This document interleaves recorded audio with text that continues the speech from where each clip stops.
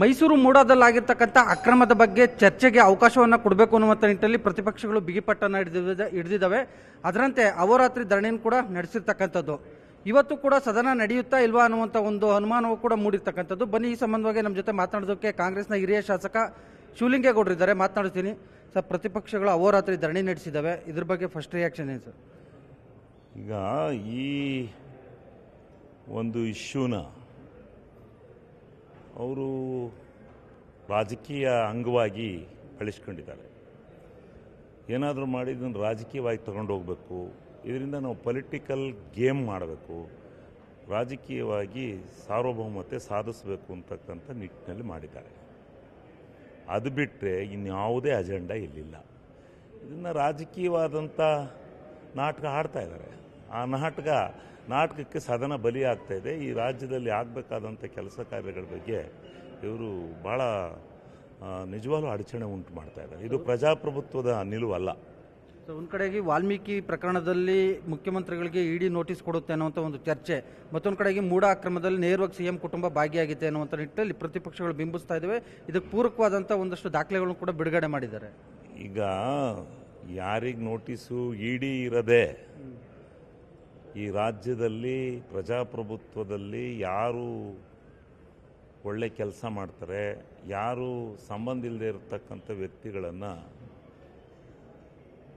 ಒಂದು ರೀತಿಯಲ್ಲಿ ರಾಜಕೀಯವಾಗಿ ಅವರನ್ನು ಇಕ್ಕಟ್ಟಿ ಸಿಗಿಸ್ತಕ್ಕಂಥ ನಿಟ್ಟಿನಲ್ಲಿ ಇಡಿ ಕೆಲಸ ಮಾಡ್ತಾ ಇದೆ. ಇಡಿ ಕೇಂದ್ರ ಸರ್ಕಾರದ ಕೈಗೊಂಬೆಯಾಗಿ ಕೆಲಸ ಮಾಡುತ್ತೆ.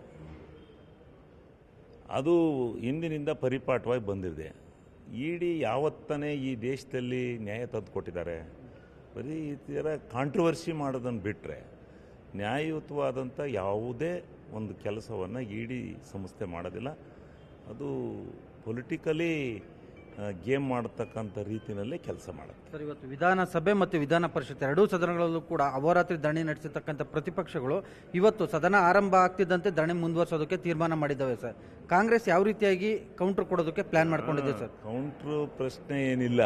ಕಾಂಗ್ರೆಸ್ಸು ನಮ್ಮ ಬಿಸ್ನೆಸ್ ಏನಿದೆ, ನಮ್ಮ ಬಿಲ್ಗಳೇನು ಪಾಸ್ ಆಗಬೇಕು ಪಾಸ್ ಮಾಡ್ಕೊತೀವಿ, ಹೋಗ್ತೀವಿ. ನಷ್ಟ ಈ ರಾಜ್ಯದ ಜನಕ್ಕೆ ಆಗ್ತಕ್ಕಂಥದ್ದು. ಚರ್ಚೆ ಆಗಬೇಕು, ಸರ್ಕಾರದ ತರಾಟಿ ತಗೋಬೇಕು. ಅದು ಬಿಟ್ಟು ಇವರು ವೈಯಕ್ತಿಕವಾದಂಥ ಪಕ್ಷದ ಬಲವರ್ಧನೆಯನ್ನು ಮಾಡಿ ರಾಜ್ಯದ ಜನತೆಗೆ ತಪ್ಪು ಸಂದೇಶ ಕೊಡ್ತಕ್ಕಂಥ ಕೆಲಸ ಮಾಡ್ತಾ ಇದ್ದಾರೆ. ಸರ್, ಇವತ್ತು ನೀವು ಮತ್ತು ಪೊನ್ನಣ್ಣವರು ಇಬ್ಬರು ಕೂಡ ಒಂದು ಮಹತ್ವ ಸುದ್ದಿಗೋಷ್ಠಿ ಕರೆದಿದ್ದೀರಾ, ಏನು ಸರ್?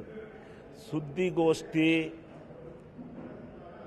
ಈಗ ನಾವು ಅಲ್ಲಿ ಚರ್ಚೆಯಲ್ಲಿ ಭಾಗವಹಿಸಿಲ್ಲ.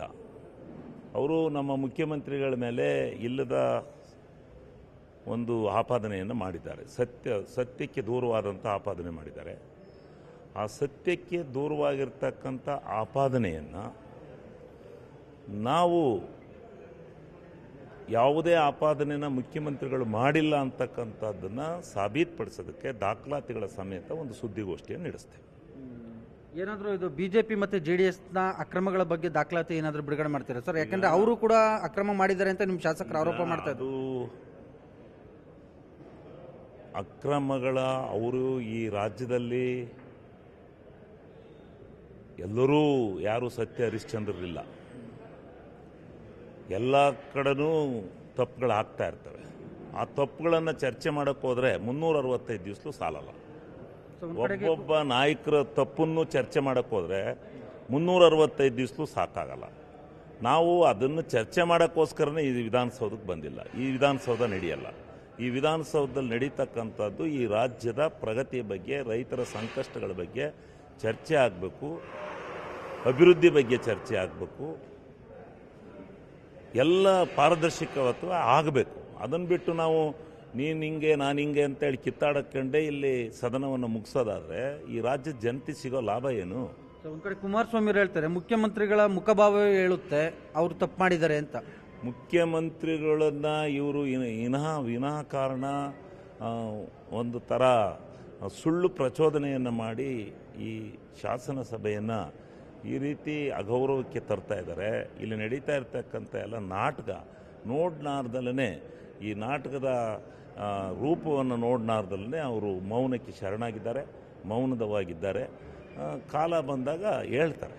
ಇಡಿ ಕೇಸ್ನಲ್ಲಿ ಅಂದ್ರೆ ಮುಖ್ಯಮಂತ್ರಿಗಳಿಗೆ ನೋಟಿಸ್ ಕೊಡಬೇಕು ಅನ್ನುವಂತ ಒಂದು ಚರ್ಚೆ ಹಿನ್ನೆಲೆಯಲ್ಲಿ ಅಲ್ಲಲ್ಲ ರಾಜ್ಯದ ಕೇಂದ್ರ ಸಚಿವರ ಪಾತ್ರ ಇದೆಯಾ ಸರ್? ಏನಾದ್ರು ಷಡ್ಯಂತ್ರ ಮಾಡಿದಾರ ಅಂತ? ಇದು ರಾಜಕೀಯ ರಂಗದ ಪಾತ್ರ ಎಲ್ಲ ಕಡೆ ಇದೆ.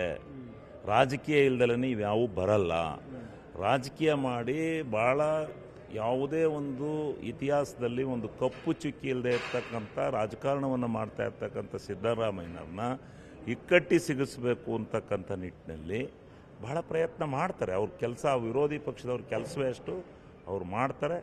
ಅದನ್ನು ಧೈರ್ಯವಾಗಿ ಮುನ್ನುಗ್ಗಿ ನಡೀತಕ್ಕಂಥದ್ದೇ ನಮ್ಮ ಕರ್ತವ್ಯ. Okay sir, thank you.